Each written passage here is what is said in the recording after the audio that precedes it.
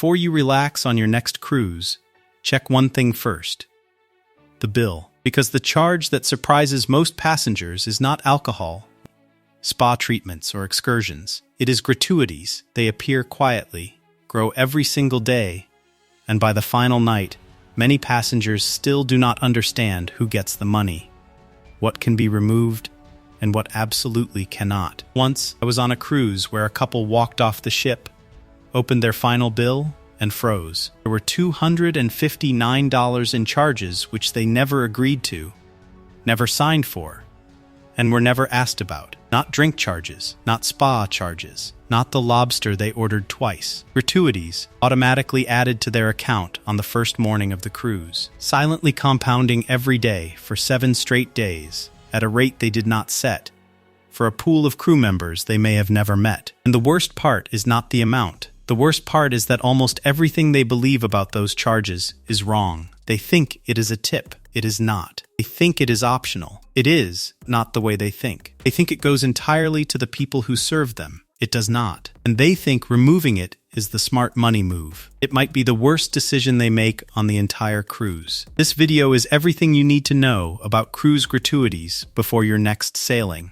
How much they actually are in 2026. Who gets the money? What you can and cannot remove.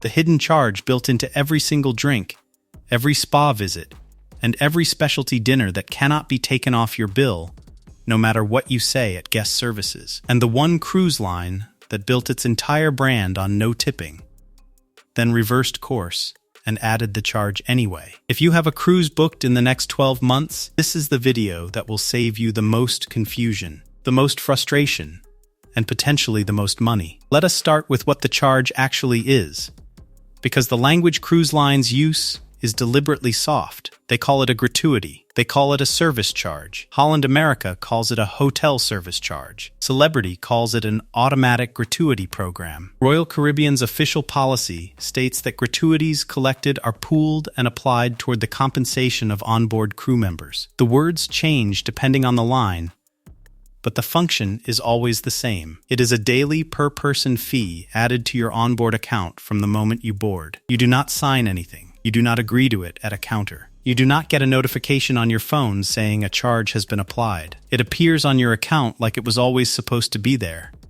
because according to the cruise line, it was. It is buried in the booking terms you agreed to when you purchased your ticket, but almost nobody reads those terms. And the first time most passengers see the charge is on day 2 or 3, when they check their account balance, and the number is higher than they expected. Here is what each major line charges right now. Carnival Cruise Line raised its rate on April 2nd of this year to $17 per person per day for standard staterooms, which includes interior, ocean view, and balcony cabins, and $19 per person per day for all suites, including junior suites. That was the first increase in 3 years. Royal Caribbean charges $18.50 per person per day for non-suite guests, with an additional 18% gratuity automatically added to all beverage and minibar purchases, all specialty dining purchases,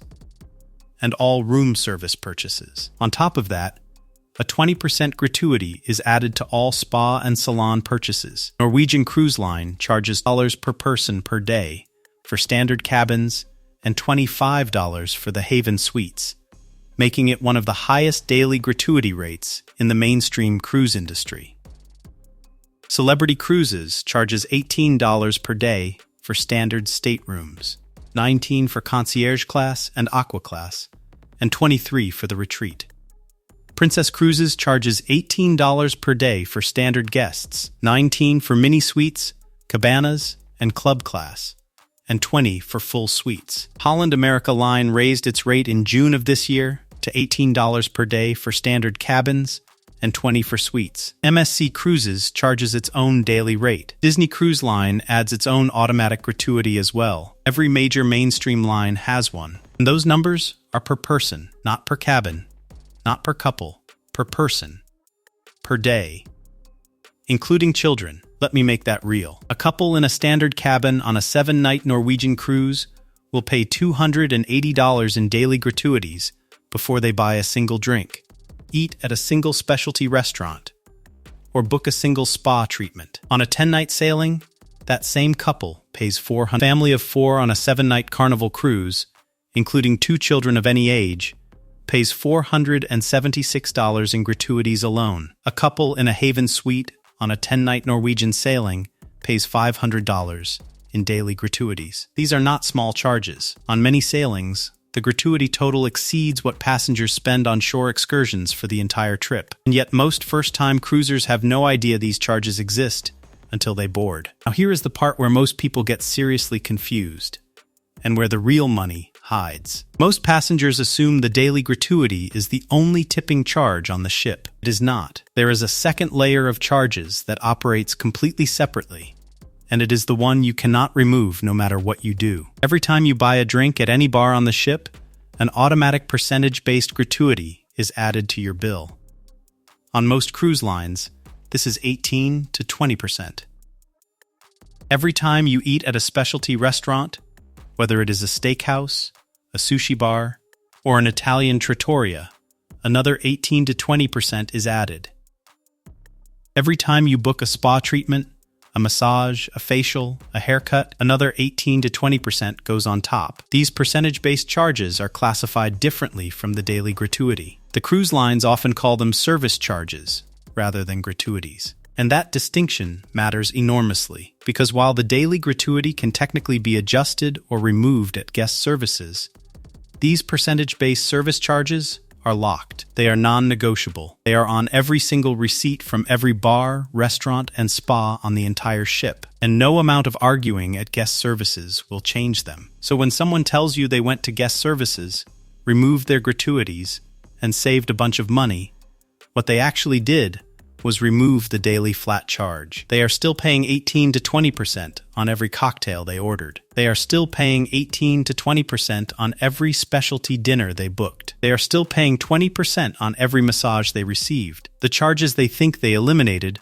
are only one part of a 2-part system. And depending on how much someone drinks and spends on specialty dining and spa services, the percentage-based charges can easily add up to more than the daily gratuity over the course of a full week. It gets worse. The percentage-based gratuity also applies to packages. If you purchase a beverage package, most cruise lines charge an 18 to 20% gratuity on top of the package price. And that gratuity is based on the full retail value of the package, not on a per-drink basis. On Royal Caribbean, the deluxe beverage package runs around $70 to $90 per person per day, depending on the sailing.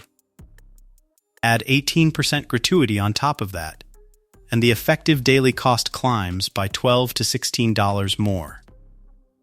Over 7 nights, a couple could pay an additional $170 to $220 in gratuity on the drink package alone. Norwegian Cruise Line takes this even further. Their Premium Plus beverage package currently costs $138 per person per day, already the highest drink package price in the industry. Add Norwegian's 20% gratuity on top, and the effective cost becomes $165.60 per person per day. For a couple on a 7-night cruise, that is $2,318 just for the drink package and its gratuity. That number is not a typo. And most passengers do not realize the gratuity is separate from the advertised package price until they see their final bill. Holland America actually raised its percentage-based service charge this year from 18% to 20%. That increase happened at the same time as their daily gratuity went up by $1. So if you are sailing Holland America after June of this year, you are paying more on both fronts. The daily rate is higher, and the percentage on every bar tab, every specialty dinner, and every spa visit is higher. Carnival made a similar move in December of 2025, increasing its service charge on beverage purchases and drink packages from 18 to 20%. These increases happen quietly. They do not make the marketing emails. They do not show up on the booking confirmation page. You find out when you look at a bar receipt and realize the math does not match what you expected. Now let us talk about where the daily gratuity money actually goes.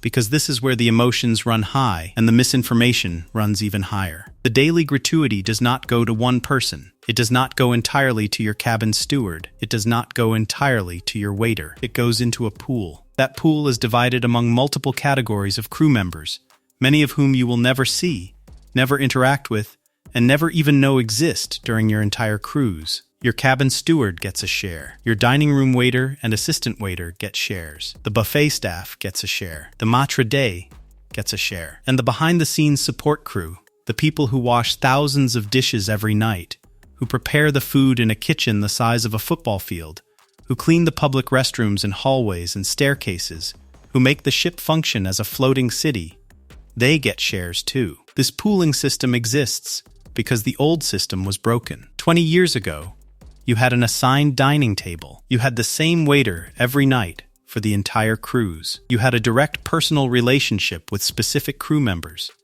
And on the final night, you handed them envelopes full of cash. That system was personal, and it felt good. But it was wildly unequal. The charismatic waiter at the captain's table made 3 times what the quiet assistant waiter in the back corner earned.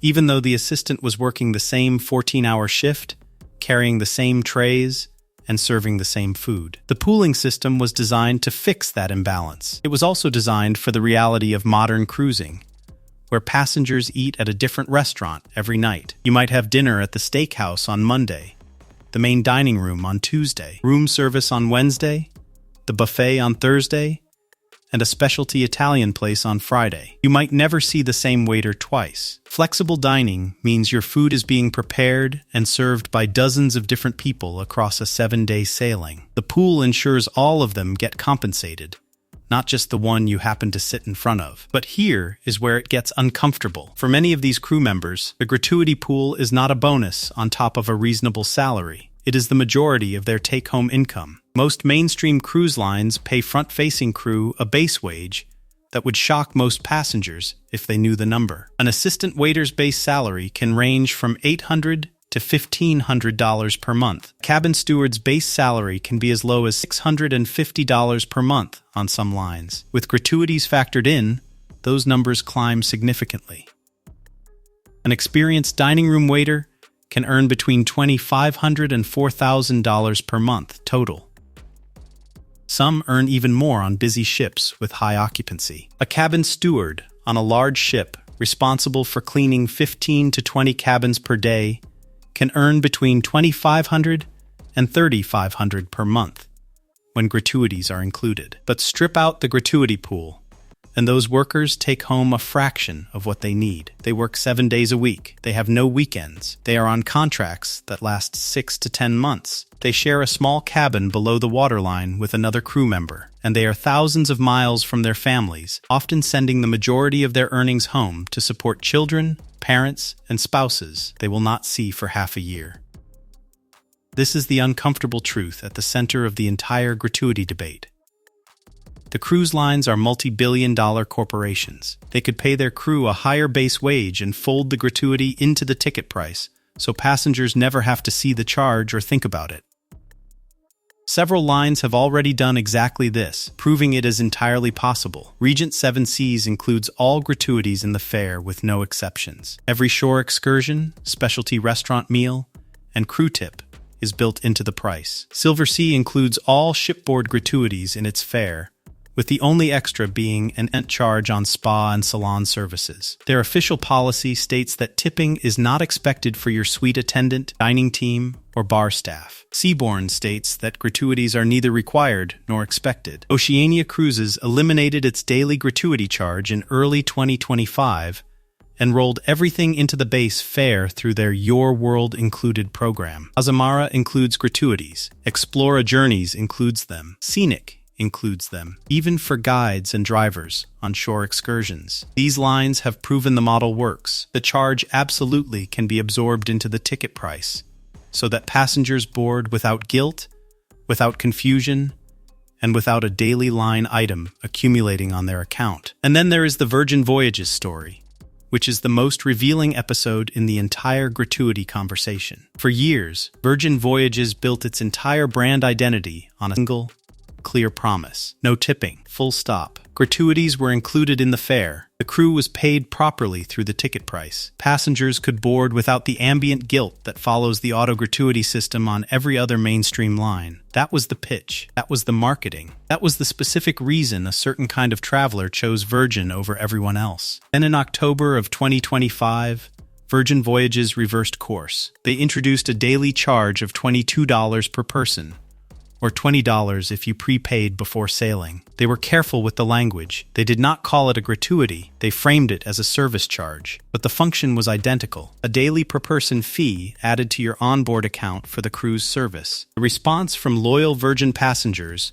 was one of the most sustained and organized backlash campaigns in recent cruise forum history. The betrayal was felt particularly sharply because the brand's entire identity had been built on transparency and the explicit rejection of exactly this kind of unbundled fee structure. Virgin's own explanation was that separating the charge made it easier for passengers to compare prices against other, less inclusive cruise lines.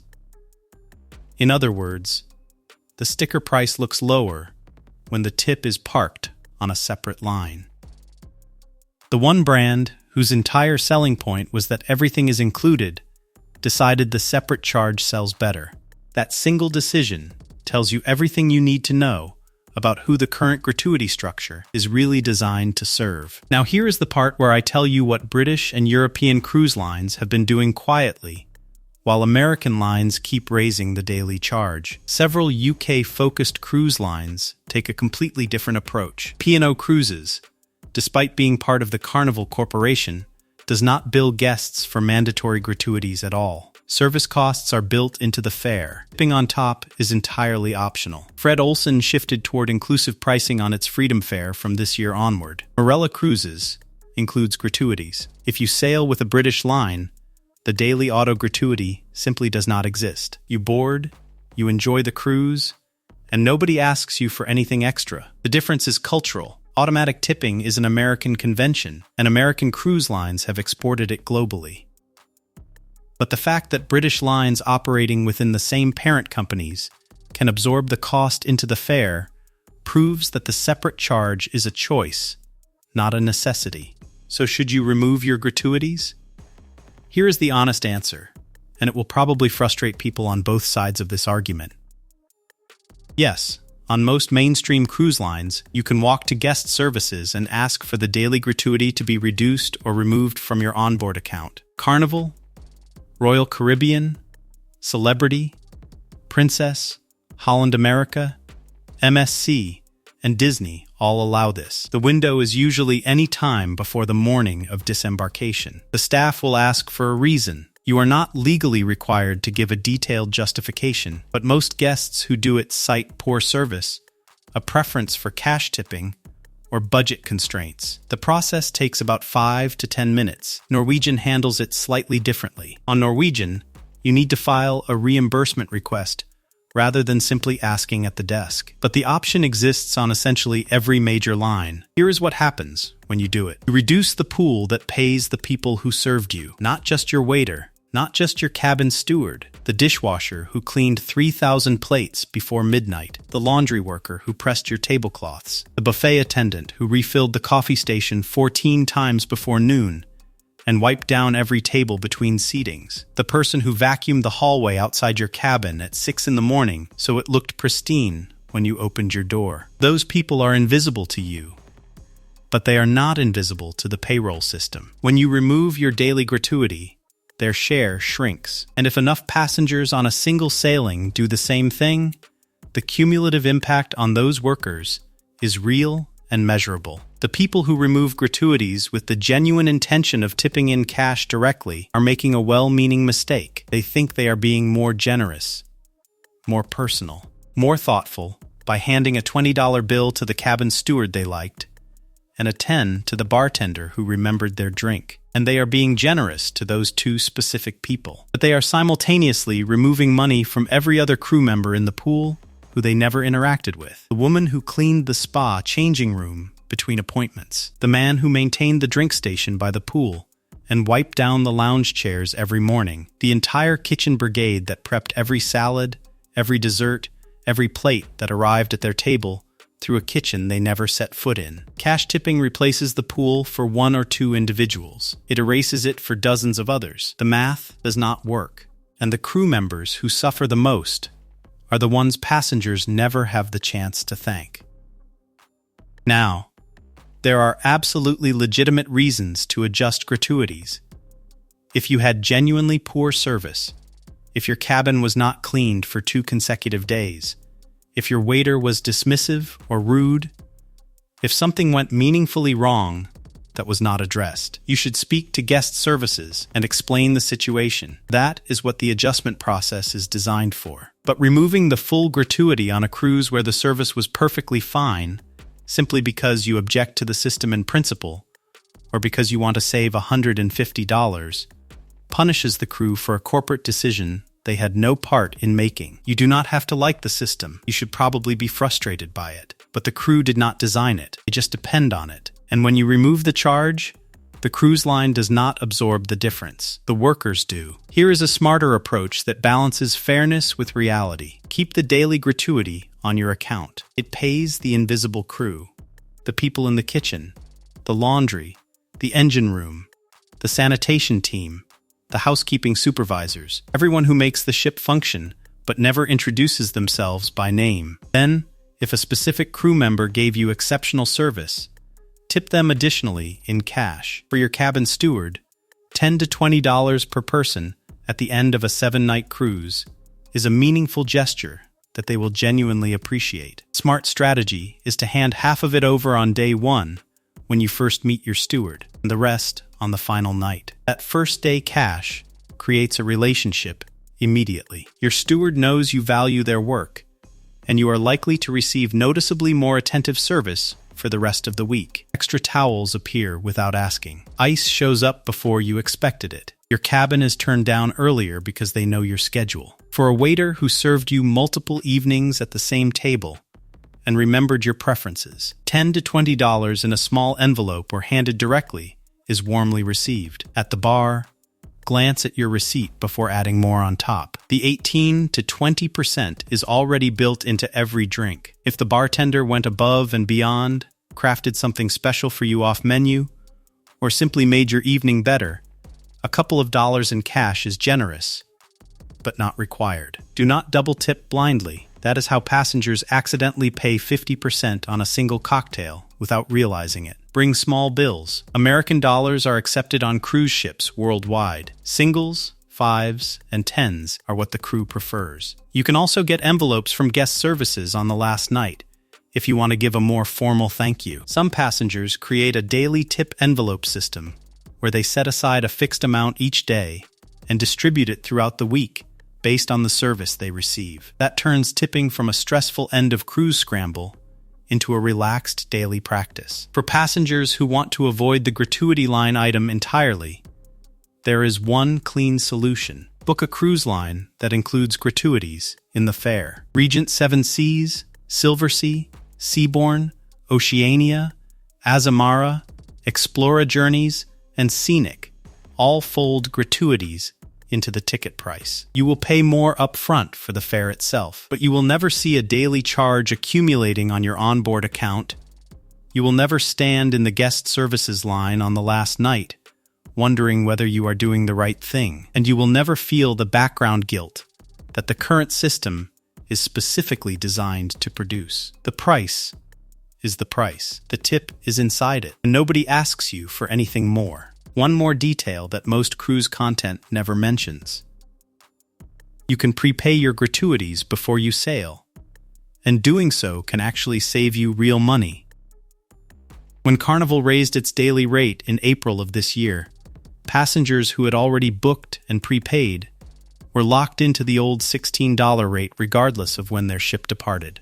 The same applied when Holland America raised its rate in June. If you booked before the increase and prepaid at the lower rate, you kept that rate even if your sailing was months later. This is one of the few situations in cruising where paying early gives you a guaranteed financial advantage. It also simplifies your budgeting. The gratuities are settled before you board. They do not appear on your onboard account during the cruise. You never have to think about them again for the rest of the trip. If you tend to prepay your gratuities, do it as soon as you can after booking. Rates have been climbing across the industry, and locking in the current price before the next increase is announced protects you from paying more for exactly the same service. There is also a psychological benefit to prepaying that nobody discusses. When gratuities sit on your onboard account, they accumulate visibly. You check your balance on day 1 and see $18.50. By day 3, you see $55.50. By day 5,